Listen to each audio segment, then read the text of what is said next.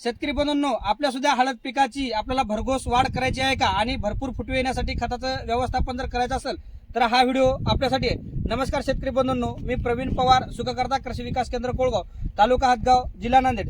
शेतकरी बंधूंनो, आपल्या हळद व्यवस्थापनामध्ये आपण हळदीचे जे खताचे जे मुख्य आपण 3 डोस देतो, त्यामध्ये आपला हा दुसऱ्या खताचा आपण नियोजन देणार आहोत. आपण लागवड करते वेळेस एक खताचा डोस दिलेला असतो.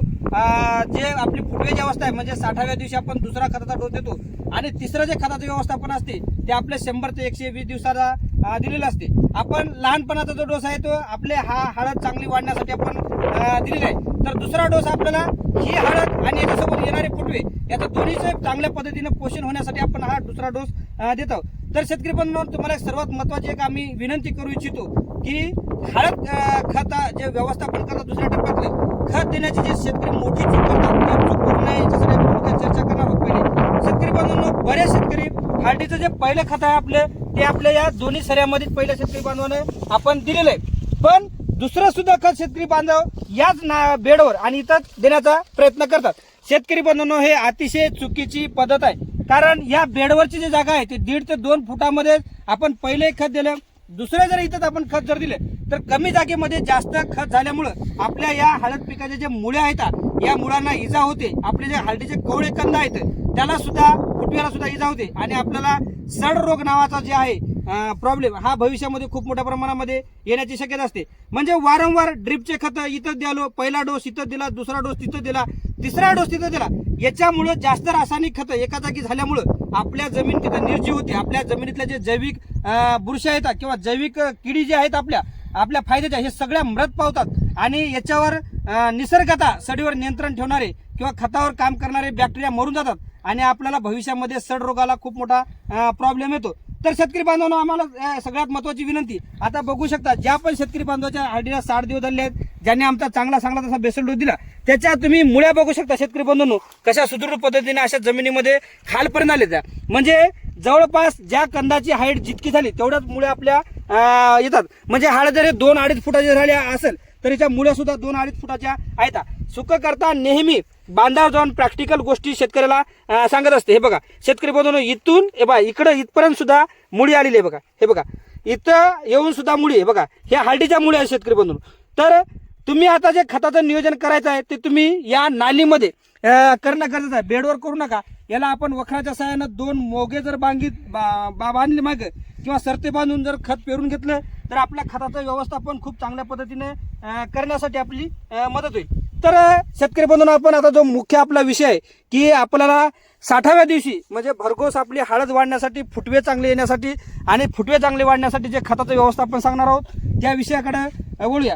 तर शेतकरी बंधूंनो, आपलं जे नियोजन आहे त्याच्यामध्ये तुम्ही अमोनियम सल्फेट जे आहे ते शेतकरी बंधूंनो तुम्ही 20 किलो घ्यायचं आहे.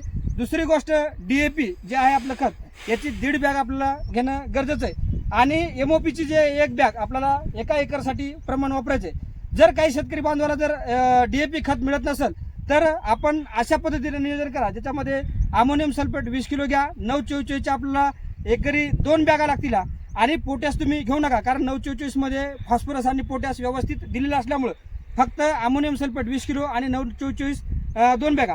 पण DAP आपल्याला या अवस्थेमध्ये खूप महत्त्वाचा घटक आहे, त्यामुळं तुम्ही अमोनियम सल्फेट 15 ते 20 किलो जरी घेतला तर चालेल आणि DAP एका एकरसाठी 1.5 बॅग घेणं गरजेचं आहे आणि MOPची 1च बॅग असं खताचं व्यवस्थापन करणं गरजेचं आहे. त्याच्यासोबत शेतकरी बंधूंनो, नुसते खतं देऊन तुमचं काम भागणार नाही, त्याच्यासोबत दुसऱ्या काही गोष्टी आपल्याला हळदीला देणं गरजेचं आहे. त्यामध्ये तुम्हाला शेतकरी बंधूंनो कॉन्कर कंपनीचं CSP10 नावाचं प्रोडक्ट एकरी 10 किलो घेणं गरजेचं आहे. त्याच्या मागलं मुख्य कारण म्हणजे शेतकरी बंधूंनो, आपल्या हळदीला जे पानं आलेले आहेत, आता येथून आपल्याला ऑगस्ट महिना लागला, येथून आपल्या हळदीवर मोठ्या प्रमाणामध्ये करपा आणि सड रोग बळवत असतो. तर तो रोग बळवू नये म्हणजे असं आपल्याला पानाला जे आलेले आहे या पानाला एक चांगला व्यवस्थित टणक असा लेअर CSP10 बनवत असते. त्यामुळे भविष्यामध्ये येणारा जो करपा रोग आहे याच्यावर रुजत नाही आणि आपल्या करप्यापासून चांगल्या पद्धतीने संरक्षण होते. दुसरी गोष्ट, पोटॅश आणि फॉस्फरस हा पिकाला वहन करण्यासाठी, पचण्यासाठी खूप जड घटक असल्यामुळं CSP10 आहे आपला जमिनीतला पोटॅश आणि फॉस्फरस चांगल्या पद्धतीने उचलून शेंड्यापर्यंत प्रत्येक कोशिकामध्ये नेण्याचं काम CSPचं असते. दुसरी गोष्ट, जमिनीमध्ये अति पाऊस किंवा कमी पाऊस किंवा उष्णतेपासून जे मुळ्याची हानी होत असते, म्हणजे आपल्या मुळावरच्या जे पांढऱ्या शुभ्र जे मुळे असतात याची कुठल्या प्रकारची हानी न होऊ देण्याचं काम सुद्धा CSP करत असते. त्यामुळे आपल्याला एकरी 10 किलो CSP 10 घेणं गरजेचं आहे. याच्यासोबत दुसरी गोष्ट जी आहे शेतकरी बंधूंनो, ते वेदांत कंपनीचं सॉइल मास्टर नावाचा जो घटक आहे तो एकरी 20 किलो घ्या. हे रायझोस्पियर तंत्रज्ञानावर ऍक्टिव्हेटर आहे शेतकरी बंधूंनो. अतिशय उत्कृष्ट टेक्नॉलॉजी आहे. यामध्ये सुप्तावस्थेमध्ये भरपूर प्रमाणामध्ये जैविक बॅक्टेरिया आणि जैविक बुरशी याच्यामध्ये दिलेल्या असल्यामुळं आपण जे खतं दिलेत याचं पुरेपूर विघटन होऊन आपल्याला काम करण्यासाठी चांगलं काम करते. याच्यात उत्कृष्ट प्रकारचे सीवीड असल्यामुळं पिकाची पांढरी मुळी चांगली चालवण्यासाठी सुद्धा फायदा होतो आणि आपल्या खताचं लवकरात लवकर विघटन होऊन पुऱ्याला पुरं शोषण करण्यासाठी वेदांत जे सॉइल मास्टर आहे याचा फायदा होतो. याचं प्रमाण तुम्हाला एकरी 20 किलो घ्यायचं आहे. शेतकरी बंधूंनो, याच्यासोबत एक तुम्हाला आणखी एक घटक लागणार आहे, तो म्हणजे मॅग्नेशियम सल्फेट. याचं प्रमाण तुम्हाला एकरी फक्त 10 ते 12 किलो घ्या. शेतकरी बंधूंनो, आपण फॉस्फरस युक्त खतासोबत सल्फेट टेक्नॉलॉजी वापरत नाही, पण मॅग्नेशियम हा फॉस्फरसला जास्त काही प्रॉब्लेम देत नसल्यामुळं आपण मॅग्नेशियम सल्फेट याच्यामध्ये 10 ते 12 किलो टाकू शकता. तसेच जर कोणी शेतकऱ्याला जर कंदमाशी आणि खुंबडीचा जर प्रॉब्लेम असेल तर त्यानं सुमोटोमो केमिकलचं युनिको नावाचं जे प्रोडक्ट आहे याचे 2 पुढे आपल्याला याच्यामध्ये टाकणं गरजेचं आहे. म्हणजे भविष्यामध्ये आपल्या या मुळातून युनिकोचं झाडामध्ये विषारीपणा वाढून आपल्या भविष्यामध्ये होणाऱ्या हानिकारक किडीपासून संरक्षण होते. आता सर्वात महत्वाचा विषय जे आहे ते शेतकरी बांधव खूप मोठी जे चूक करतात ते म्हणजे सल्फेट युक्त खतं फॉस्फरस युक्त खतासोबत येतात. आपण DAP सांगितलं शेतकऱ्याला, DAP मध्ये मोठ्या प्रमाणामध्ये फॉस्फरस आहे किंवा 944 मध्ये सुद्धा फॉस्फरस आहे. आपल्याला वाढीच्या अवस्थेमध्ये फॉस्फरस खूप मोठा घटक महत्वाचा असल्यामुळं 944 आणि किंवा DAP मधला फॉस्फरस आणि जे सल्फेट युक्त किटा जे 40 किलो 25 किलो 52 किलोच्या किटा असतात ज्याच्यामध्ये झिंक सल्फेट, फेरस सल्फेट जे घटक असतात, सल्फेट आणि फॉस्फरस एकत्र येऊन शेतकरी बंधूंनो ते दोन्हीच्या जमिनीत जाऊन ते फुटून जातात आणि आपल्याला धड फॉस्फरसही उपलब्ध होत नाही, सल्फेट होत नाही.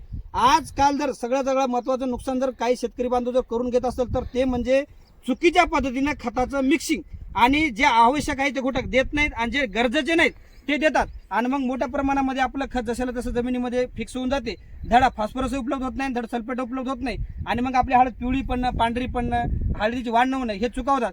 जे आपण खताचं व्यवस्थापन बेसल डोस सांगितलं त्या पद्धतीने ज्या शेतकऱ्यांनी बेसल डोस केला हा 60व्या दिवशी हाच डोस घ्या. याच्यामध्ये अतिरिक्त काही घेऊ नका किंवा कमी घेऊ नका आणि आपलं येणारं 2 महिन्याचं जे सुरक्षित भविष्य आहे 100-120 दिवसापर्यंत हळद सुरक्षित करून घ्या आणि आपल्या हळदीचं सुदृढ वाढ करण्यासाठी या डोसलचा फायदा करून घ्या. धन्यवाद.